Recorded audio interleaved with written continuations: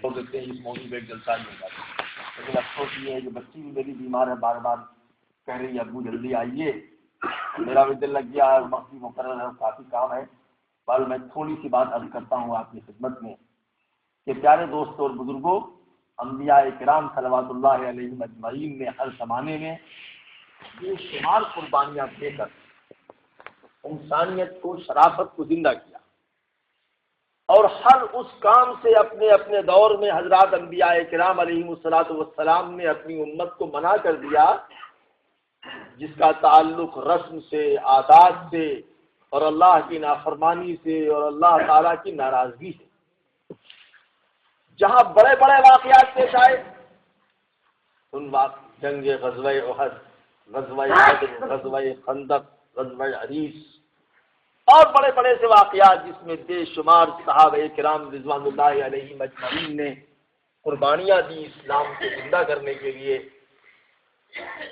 اور ابتدائے آفرینش سے طرح طرح کے واقعات اس مہینے میں پیش آئے۔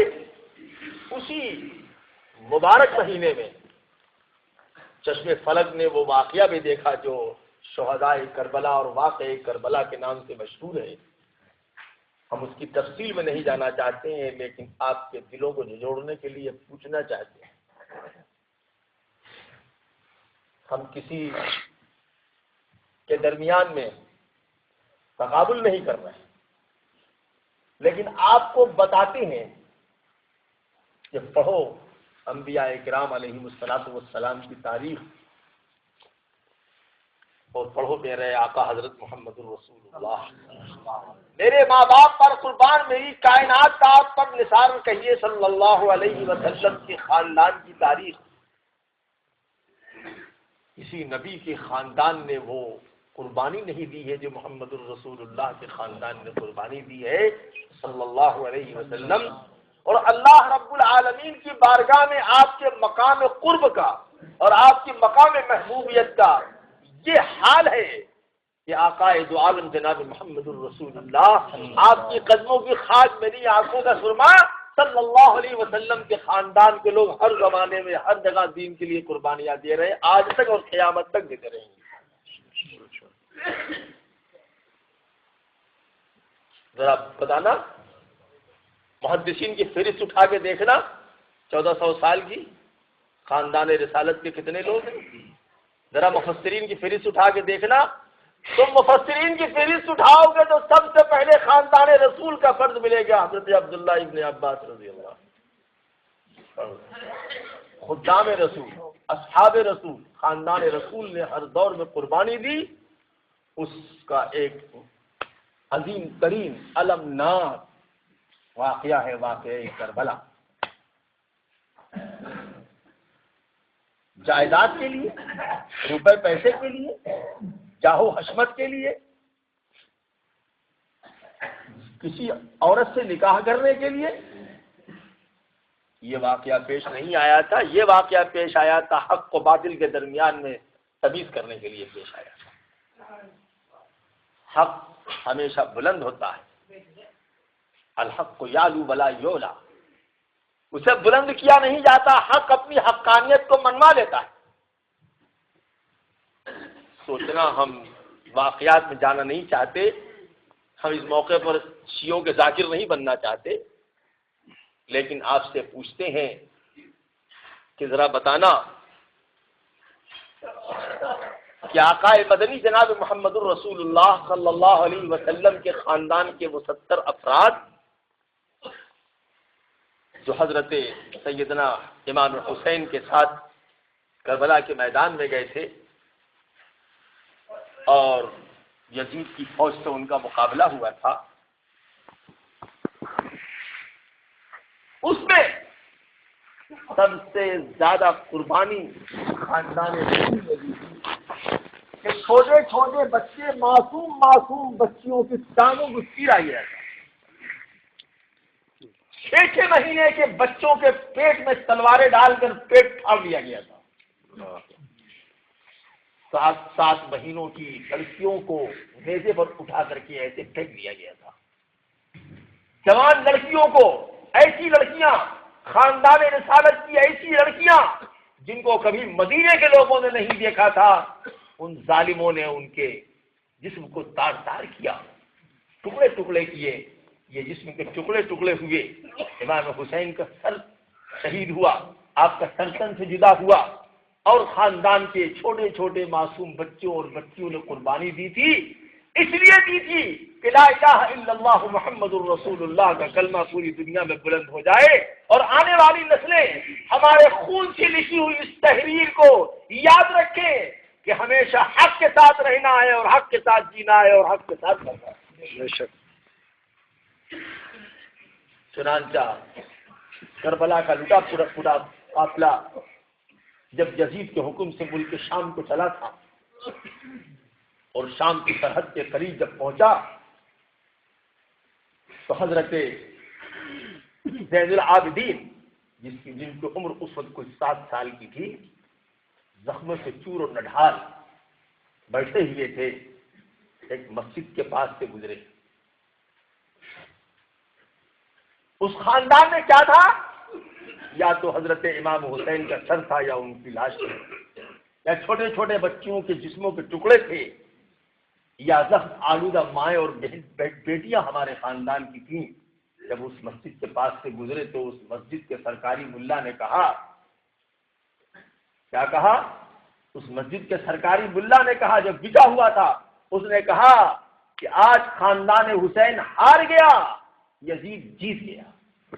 یہ جواب سننا تھا کہ حضرت زین العابدین رضی اللہ تعالی عنہ، جن کی عمر اس وقت 7 سال کی تھی، جن کو کہا جاتا ہے کہ اپنے زمانے میں مدینہ طیبہ کے حسین ترین پیارے آدمی تھے، جن کے بارے میں یہ کہا جاتا ہے کہ جب ان کو کوئی شکل دیکھتا تھا تو محمد الرسول اللہ یاد آ جاتے تھے، ان کی شکل رسول اللہ تھی، اور جب وہ پیچھے سے کوئی ان کو دیکھتا تھا تو سمجھتا تھا کہ گویا جسد رسول اللہ چل رہا۔ وہ زخموں سے چور، آنکھوں سے آنسو جاری، اٹھ کے بیٹھ گئے، اس کو بلوایا ادھر، کہا کیا کہا تم نے؟ دوبارہ کہو۔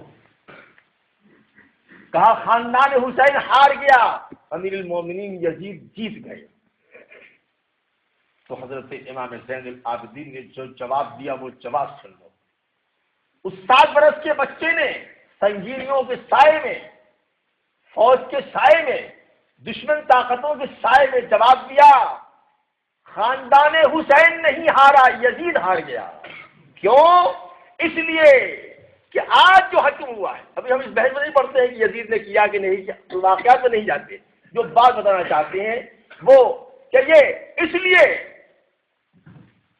کہ تم جنہوں نے ظلم کیا ان کا نام تاریخ میں آئے گا ظالم کی حیثیت سے، اور ہمارا نام آئے گا تاریخ میں مظلوم کی حیثیت سے۔ ہمارا نام آئے گا، جب ہمارے خاندان کا نام آئے گا، تم سرکاری ملا ہونے کے باوجود، سرکاری مؤذن ہونے کے باوجود جب مینارے میں کھڑے ہوگے تو کہو گے اشہد ان محمد الرسول اللہ، بے اختیار تم کو کہنا پڑے گا صلی اللہ علیہ وسلم۔ جس کا نانا قیامت تک زندہ ہے اس کی اولاد بھی قیامت تک زندہ رہے۔ حسین نسل میں مر گئے یزید ہے، اسلام زندہ ہوتا ہے، اور کربلا کے بعد ہم زندہ ہیں۔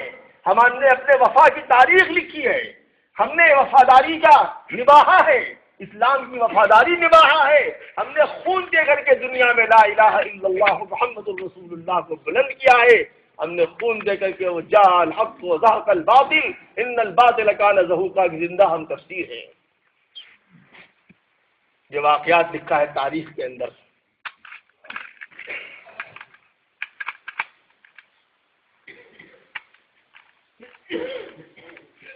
کہ اس چراغ رسول نے ان کو یہ جواب دیا۔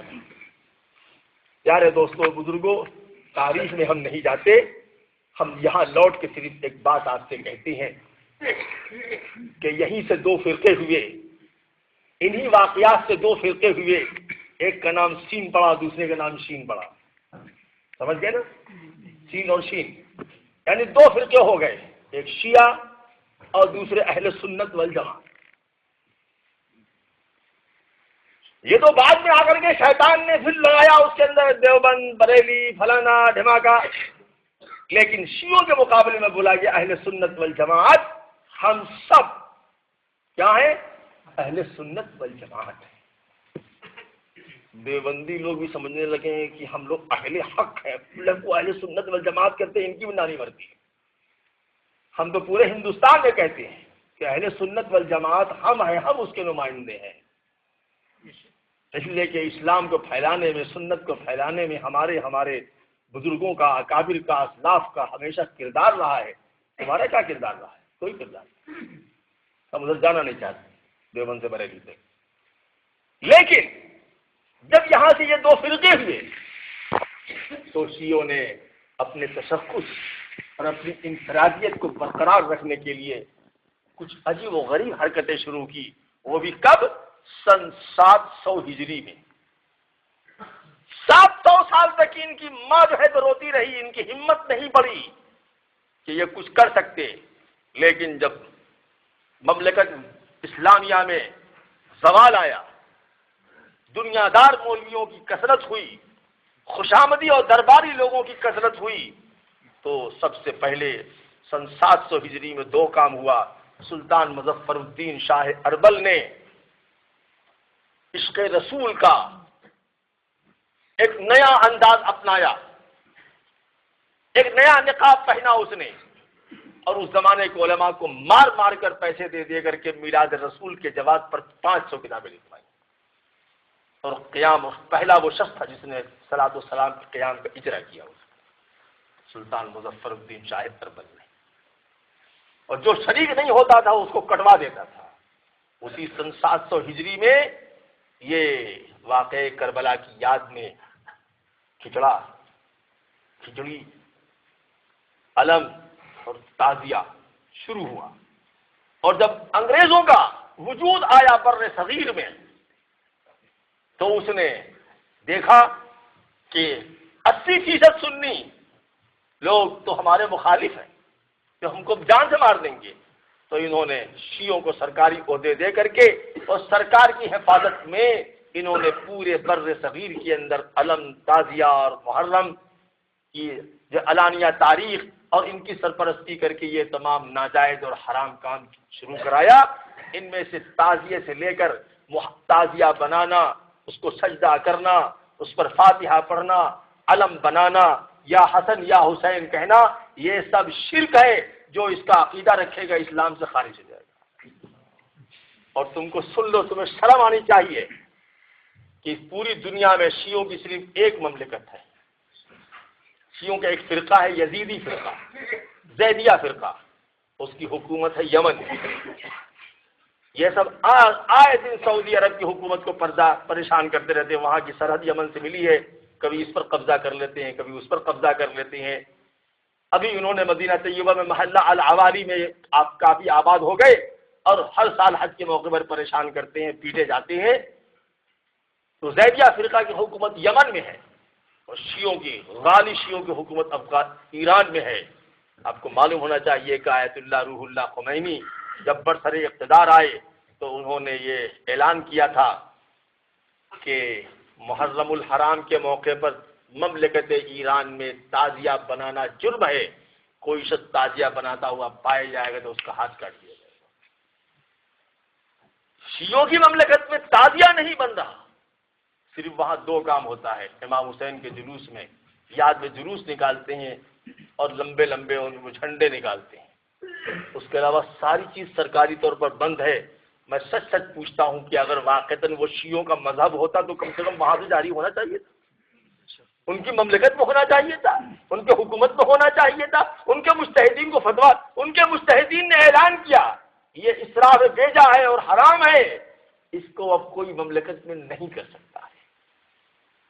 ہندوستان کے یہ سنی مسلمان ضمیر فروش، جاہل، اللہ سے غافل، رسول کی محبت سے غافل، تاریخ کربلا سے غافل، یہ ان کے پاس کھانے کو نہیں ہے، پہننے کو نہیں ہے، لڑکی کو پالنے کو نہیں ہے، لڑکے کو پڑھانے کو نہیں ہے، بیوی بیمار ہے، اس کے علاج کے لیے ان کے پاس پیسے نہیں ہے، لیکن تعزیہ نکالنے کے لیے پیسہ ان کے پاس ہے، جڑا بنانے کے لیے پیسہ ان کے پاس ہے، یا حسن یا حسین کرنے کی نماز پڑھنے کے لیے تمہارے پاس موقع نہیں، اس کام کو کرنے کے لیے تم کو اسلام کی خدمت کرتے ہو، سمجھتے ہو یہ اسلام کی خدمت نہیں ہے بلکہ اسلام دشمن طاقتوں کی خدمت ہے۔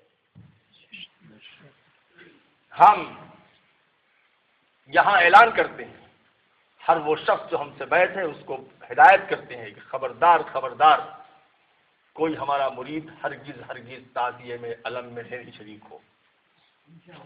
انشاءاللہ اس کو کرنا اگر ہے قرآن پڑھے، بخش دے، اصالہ ثواب کر دے، لیکن جو بدعات جاری ہیں ہمارا کوئی مرید شریک نہیں ہو، اور یہاں موجود لوگ ہمارے دوسرے لوگوں کو بتا دیں، ورنہ میں ان کی بیعت فسخ کر دوں۔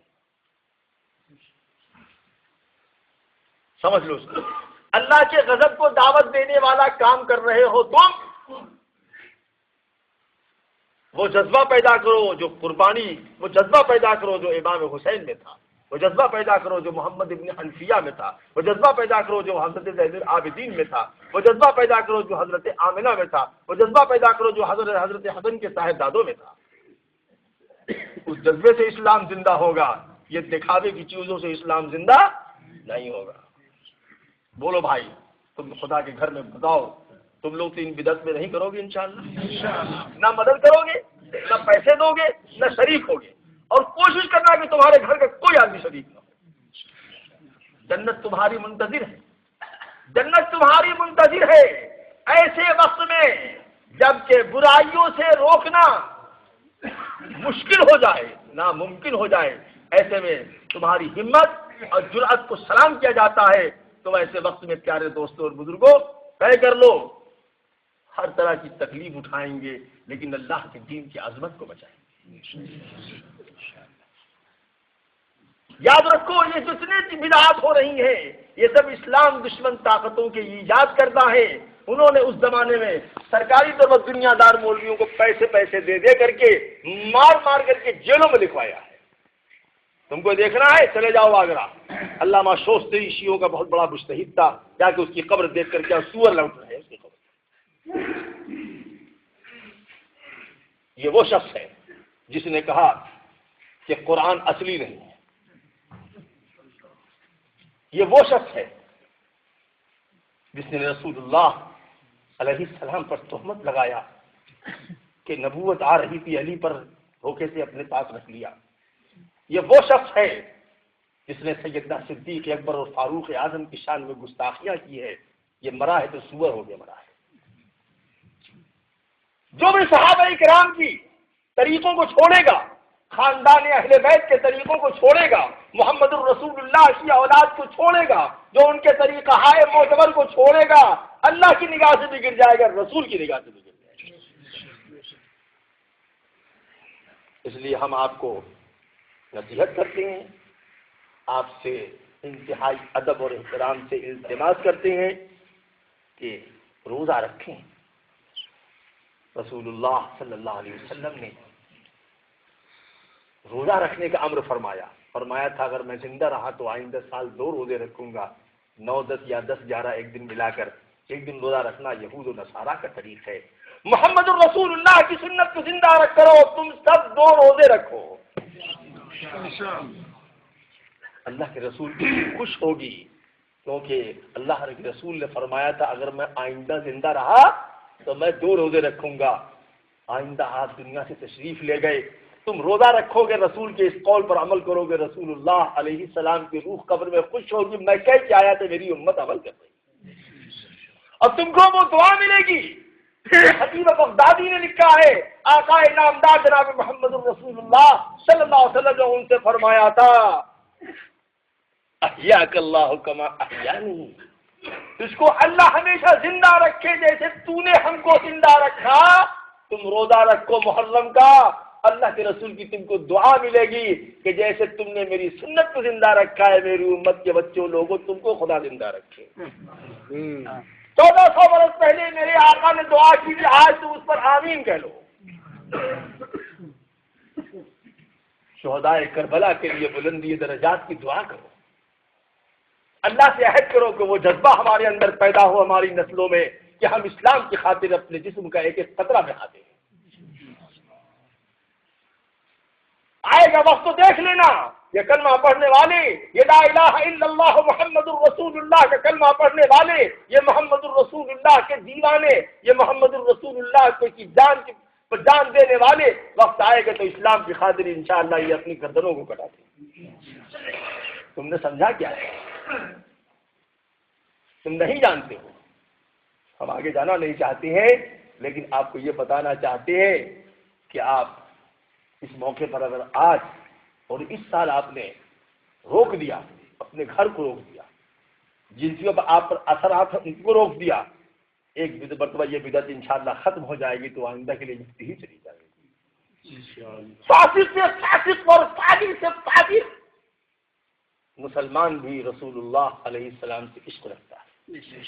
اختر شیرانی یہ قصہ آپ نے نہیں سنا ہے؟ اختر شیرانی ایک کمیونسٹ شاعر تھا۔ شراب، جوا، شباب، عورت، یہ ان کا محور تھا۔ لاہور کے ہوٹل پہ سب بیٹھے شراب پی رہے تھے، جتنے کمیونسٹ شعراء تھے ایک دوسرے پر تنقید کر رہے تھے۔ 2 سیکنڈ بس سن لو، بات آ گئی ہے۔ تو کسی نے پوچھتے اختر شیرانی سے کہا کہ تمہارا پیغمبر اسلام کے بانی محمد کے بارے میں کیا خیال ہے صلی اللہ علیہ وسلم؟ اختر شیرانی جو بالکل نشے کی حالت میں تھے، نشے سے چور تھے، آنکھ سرخ تھی، اٹھ گئے، کرسی سے اٹھے، کیا کہ اس کو پکڑا، کہا، آنکھ میں آنسو آگے، کہا کمبخت، اس ناپاک زبان سے تم نے اس پاک نام کا لیا، تیری ناپاک زبان پر اس کا پاک نام آیا ہے جس کے صدقے میں یہ زمین و آسمان بنا ہے۔ تم نے ہمارے شراب پینے کا ناجائز فائدہ اٹھایا ہے، تم سمجھتے ہو ہم نشے کے عالم میں کچھ کہہ دیں گے؟ خدا کی قسم اختر شیرانی جان دے دے گا لیکن محمد الرسول اللہ کو کچھ نہیں کہے گا صلی اللہ علیہ وسلم۔ اور گھر پہ آئے اور آ کے رونے لگے، کہا یہ کمبخت ہمارا ایمان لے لینا چاہتے ہیں، یہ ہمارے ایمان پر حملہ کرتی ہیں۔ آج سے اختر شیران جو ہے تو نہ آج سے اختر کبھی شراب نہیں پیے گا، توبہ کرتا ہوں کبھی شراب نہیں۔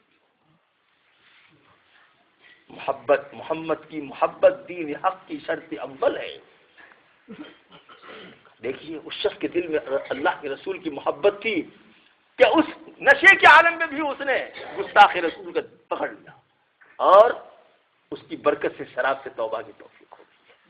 پیارے میرے دوستوں بزرگوں، تم بھی اللہ کے گھر میں عہد کرو کہ انشاءاللہ ہم بھی اسلام پر جان دیں گے اور محمد الرسول اللہ کی عظمت پر قربان ہو جائیں گے، اور ہر وہ کام جو سنت و شریعت کے خلاف ہے چاہے کتنا ہی خوشنما لگے ہرگز نہیں کریں۔ بس اللہ رب العالمین تم سب کو ترقیات ظاہرہ اور باطنہ سے سرفراز و مالا مال فرمائے۔ وباللہ التوفیق وآخر دعوانا الحمدللہ رب العالمین۔ ان سے جوہر صاحب آ رہے ہیں، وہی پڑھیں گے سورہ ملک آپ کے سامنے اور وہی آپ کو سنائیں گے، نظم بھی سنائیں گے، نعت بھی سنائیں گے۔ اے لوگوں بیٹھو، غنیمت کا لمحہ وہ بھی سنا دیں گے، آپ سن لیجئے اور ہمیں دعا دیجئے اور ان کو بھی دعا دیجئے کہ اللہ ہمیں دین کی مخلصانہ خدمت کے لیے قبول فرمائے۔ وباللہ التوفیق وآخر دعوانا